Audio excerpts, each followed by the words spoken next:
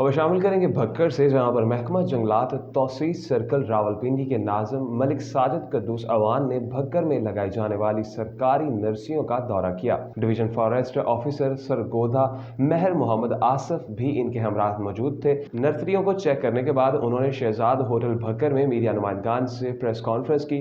उन्होंने दरख्त लगाने पर ब्रीफ करते हुए बताया कि दरख्त लगाना एक नेकी भी है और सरमाया भी है।